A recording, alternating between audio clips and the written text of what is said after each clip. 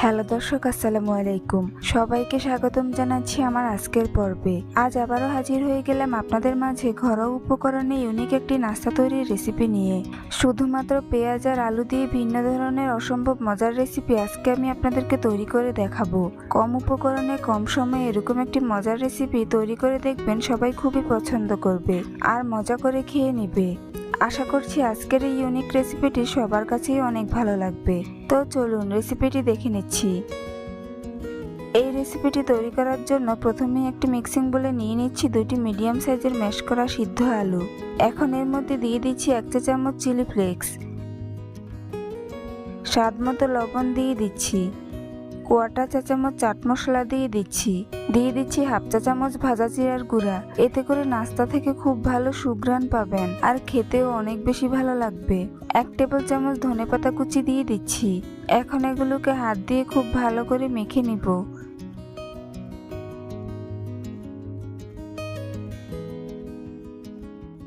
মাখানো হয়ে গিয়েছে। এবার অন্যদিকে একটি মিক্সিং বলে নিয়ে নিচ্ছি 1/2 কাপ বেসন। এখন এর মধ্যে দিয়ে দিচ্ছি 1/2 চা চামচ লবণ, 1/2 চা চামচ লাল মরিচের গুঁড়া দিয়ে দিচ্ছি। এরপর শুকনো উপকরণগুলোকে মিশিয়ে নিব। মিশানো হয়ে গেলে এর মধ্যে অ্যাড করে নিচ্ছি 1/2 কাপ পানি। এখন এগুলোকে নেড়েচেড়ে মিশিয়ে নিব। এগুলোকে একটু সময় নিয়ে খুব ভালো করে নেড়েচেড়ে মিশিয়ে একটি পাতলা ডো তৈরি করে নিব। খেয়াল রাখতে হবে যেন এর মধ্যে কোনো লাম্পস না থাকে। ডো তৈরি হয়ে গিয়েছে। এখন আমি নাস্তা তৈরির জন্য হাতের মধ্যে সামান্য পরিমাণ তেল মাখিয়ে নিয়েছি। এবার আমি আলুর মিশ্রণ থেকে সামান্য পরিমাণ হাতে নিয়ে এভাবে 2 হাতের তালুর সাহায্যে ঘুরিয়ে ঘুরিয়ে গোল বল তৈরি করে নিচ্ছি।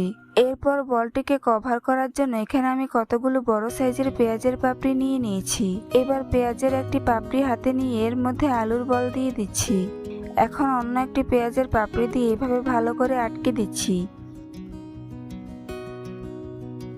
খুব সুন্দরভাবে তৈরি করে নিয়েছি একটি নাস্তার শেপ। একইভাবে আপনাদেরকে আরেকটি নাস্তার শেপ তৈরি করে দেখিয়ে দিচ্ছি।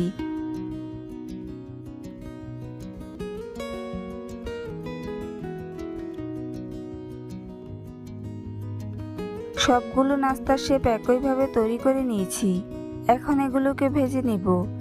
তাই চুলায় একটি প্যান বসিয়ে পর্যাপ্ত পরিমাণ তেল গরম করে নিয়েছি। এখন তৈরি করে রাখা বেসনের ডোয়ের মধ্যে নাস্তার একটি পিস নিয়ে কোট করে নিচ্ছি। এরপর গরম তেলের মধ্যে দিয়ে দিচ্ছি। একইভাবে সবগুলো নাস্তা বেসনের মধ্যে কোট করে তেলের মধ্যে দিয়ে দিচ্ছি।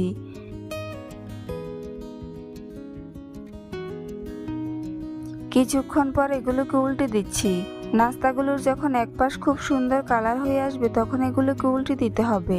চুলার আঁচ মিডিয়াম টু লো হিটে রেখে নাস্তাগুলোকে উল্টে পাল্টে ভেজে নিব। বেশ কয়েকবার উল্টে পাল্টে নাস্তাগুলোকে গোল্ডেন ব্রাউন কালার করে ভেজে নিব।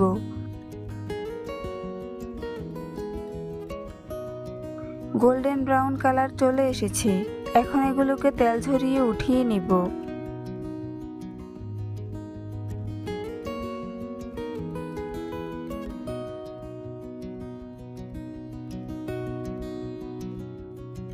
সবগুলো নাস্তাকে তেল ঝরিয়ে উঠিয়ে নিয়েছি।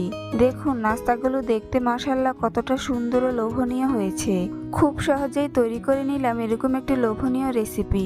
বিকেলে চায়ের সাথে ঝটপট আপনিও চাইলে তৈরি করে নিতে পারেন এরকম একটি মজার নাস্তা। আর এই নাস্তাগুলো খেতে কতটা মজার হয় আপনারা বাসায় একবার তৈরি করে খেলেই বুঝতে পারবেন। রেসিপিটি ভালো লাগলে অবশ্যই একটি লাইক দিবেন। চ্যানেলটি সাবস্ক্রাইব করার অনুরোধ রইল। পরবর্তী ভিডিও দেখার আমন্ত্রণ জানিয়ে আজ এখানেই বিদায় নিচ্ছি। সবাই অনেক ভালো থাকবেন। আল্লাহ হাফেজ।